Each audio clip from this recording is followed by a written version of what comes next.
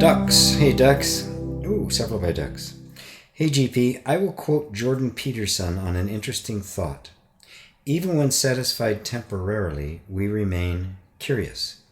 We live within a framework that defines the present as eternally lacking and the future eternally better. The advantages of this are obvious. We can change the world so that the intolerable state of the present can be rectified in the future. The disadvantage is chronic unease and discomfort, because we always contrast what is with what could be. We have to aim at what could be. I find this an accurate picture of the human condition. What are your thoughts on it? Yes, and it's a subtle one. It is the human condition. It is the nature of suffering. As long as this moment is not okay, we suffer. And we imagine something better than right now. And then we want to work towards it. Now, on a practical level, obviously, there's all sorts of crap going on that could be better. And we could do it. We could easily do it, right? We've just created systems that don't want that to happen. Right? So there is this sense of a constant discontentment, right? That things are going to be better. So the first thing I do is I start questioning the idea of things are going to be better, which means what's wrong with right now? And I mean really, what's wrong with right now, taking your story out of the picture.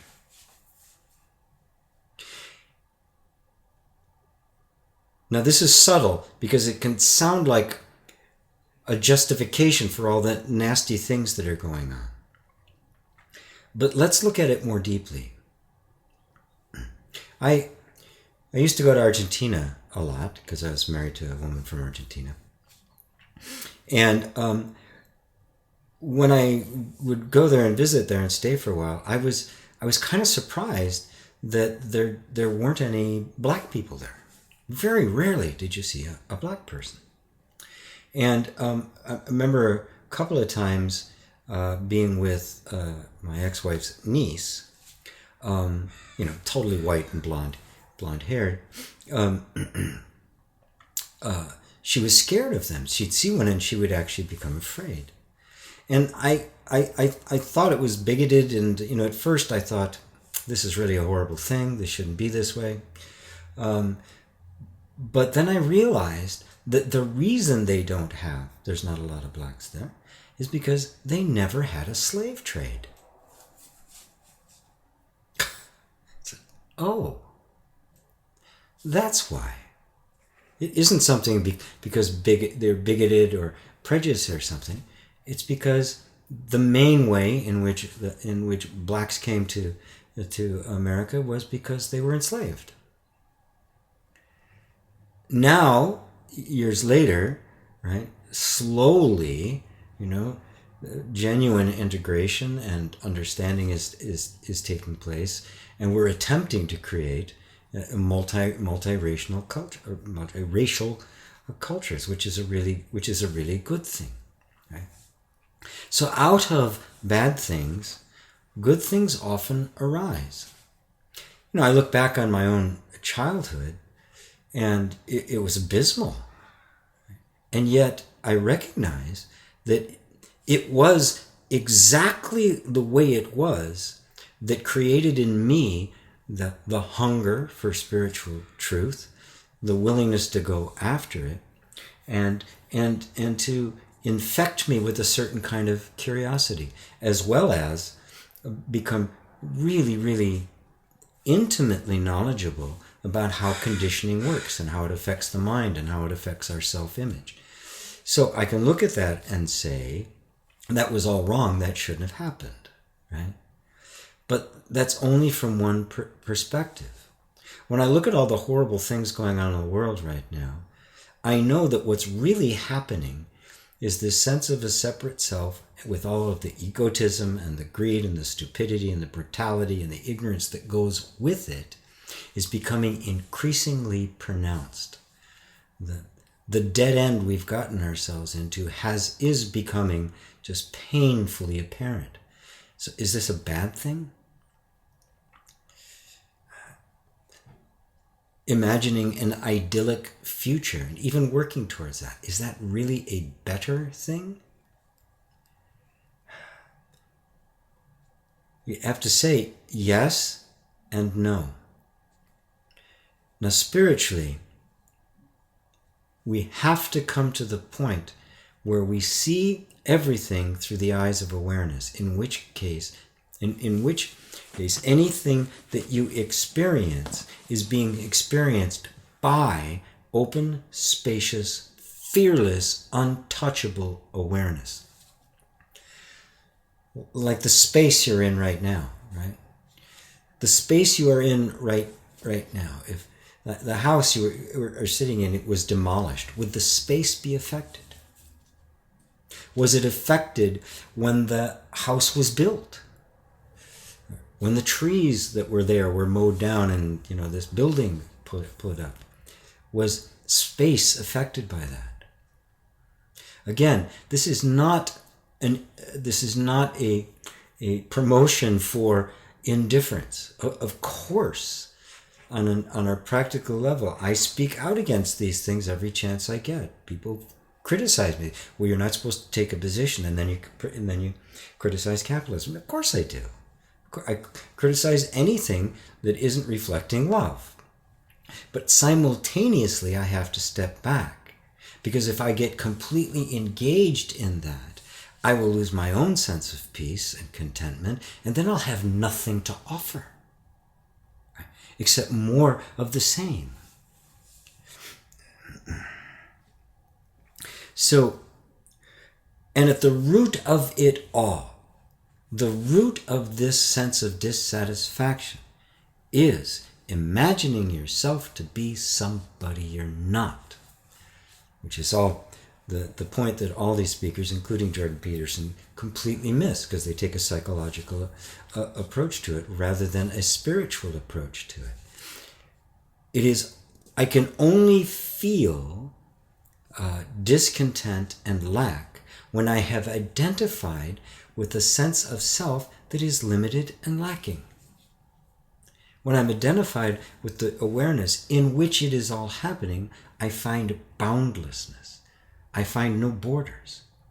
I find no reactive patterns. I'm aware of reactive patterns, but none of them are myself. They're simply what's being seen. And in that seeing, I bring to these reactive patterns an environment of safety and peace that resolve them. So I hope that covers it. So it is the non-duality is this beautiful flow between, in any given moment, we just don't say, oh, everything is okay, this is just the way it is, awareness is awareness, and it doesn't matter.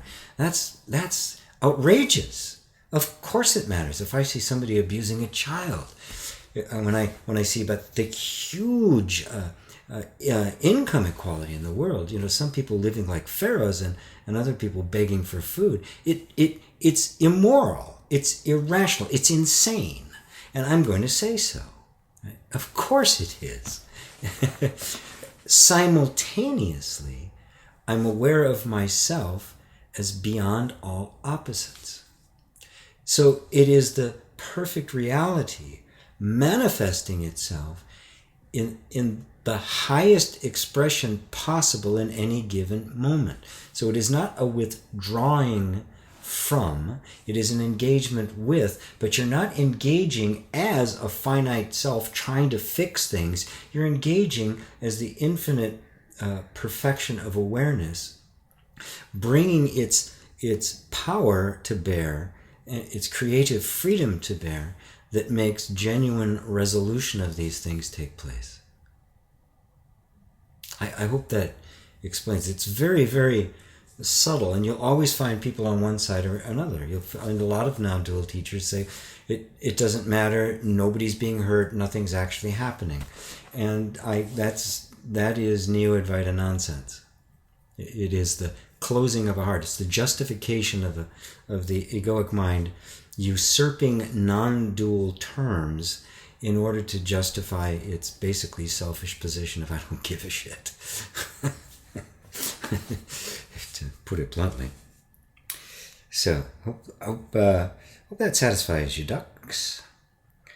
Thank you for that. David Rose. So much of our suffering is caused from our unjust social system. As Zen teacher David Loy points out, socially created dukkha. Are you familiar with David Loy and how do you feel about this? I'm not familiar with David Loy, but I think what I just said speaks to that. Yes, we're creating our own suffering. Okay. Even the people who are sitting on top, that small percentage, I understand now it's something like there's 9 people who control more wealth than the bottom half of the population of the world. 9 people, or like 26 people, have more than 4 billion people. In the United States, there's 3 people that have more than the bottom half. 3 people more than 200 million people. This is immoral. It's stupid. And even they are suffering. They've blotted it out. They've got various kinds of philosophies, and we've got all sorts of wingnut Christian preachers on TV that are justifying this madness. And yes, we're creating it ourselves. We have made a culture that is cruel, is ignorant, it's barbaric, it doesn't honor life, it doesn't honor individuality. Wants to turn you into a machine. This is everything he says is absolutely true. Where does it come from? What is its origin? It is the amplification of the assumption of being a separate self. That assumption of being a separate self creates the ego. The ego is me and you. The feeling of lack is there. In some people, that feeling of lack becomes desperation. In others, it becomes hoarding. So somebody has $10 billion, they're not satisfied. I know a guy, not the sharpest tool in the toolbox, really, but through a nice turn of events, he ended up with about, he had a business, and things came together, and he sold his business and had like $80 million. And this was 20 years ago, right? So it was a big chunk of money. What did he want? He wanted to get into the 9 figures. He wanted 200 million. Right? And he did everything he could. He ended up losing almost everything he had trying to get to this next level. But if he had been successful, what would have happened? $1 billion. I got to be a billionaire now. It is an insatiable addiction. It's no different than addiction to heroin or to gambling or to shopping. It is an addiction. These guys suffer from an addiction. They are insatiable. And even though everything they want they get, right? One would think that would be satisfying at a certain point. Jesus, I don't need any more money. I'm done. Let somebody else do it. But they don't think, because that's all they have. That is an addiction. The super wealthy are addicted to their achievements, to their accomplishments, to winning, to getting more. And so they too are suffering. Greed is suffering.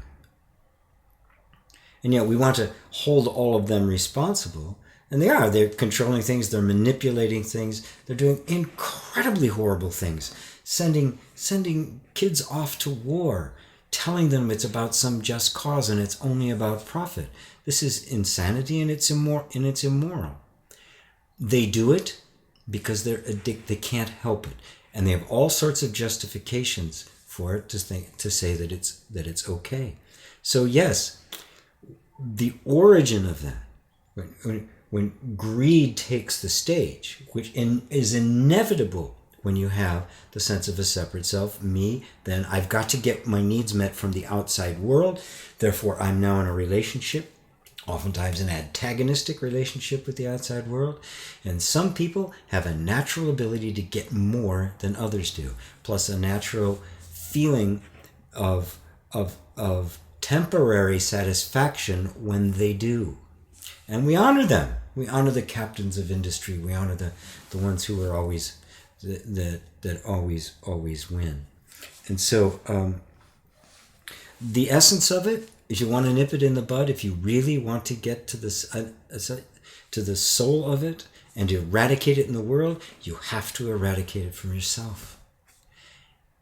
You have to see within yourself the operation of this ongoing energetic belief in a separate self, and completely eradicate it into your own sense of peace and happiness. And that will be the light that lights the way out of this miasma of completely manufactured, unnecessary suffering that the entire world is going through. Not just humans. We're putting the planet through it, we're putting animals through it, we're putting nature through it. It is suffering on an unparalleled scale.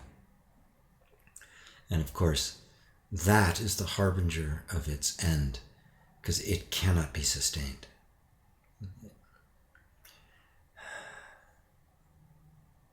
So, the key is find your own peace. Eradicate the separate self from you. As Christ said, take the beam out of your own eye, and then you'll see clearly to remove the sliver from your brothers. My legs are falling asleep. I'm not a yogi. Oh, thank you for that, Ducks. Beautiful. And thank you, David Rose, for letting me continue on that. There must be justice in our hearts. If there's going to be justice, our world becomes just. And to me, just and compassion and love are all synonymous. Every Christians often just weep over they can't have the 10 Commandments on the walls of the courthouse and the city buildings. And I say, well, how about, that's the Old Testament law, eye for an eye and tooth for a tooth. How about posting, blessed are the merciful, in all of our courts? How about posting huge signs, blessed are the peacemakers, at the Pentagon? I would support that.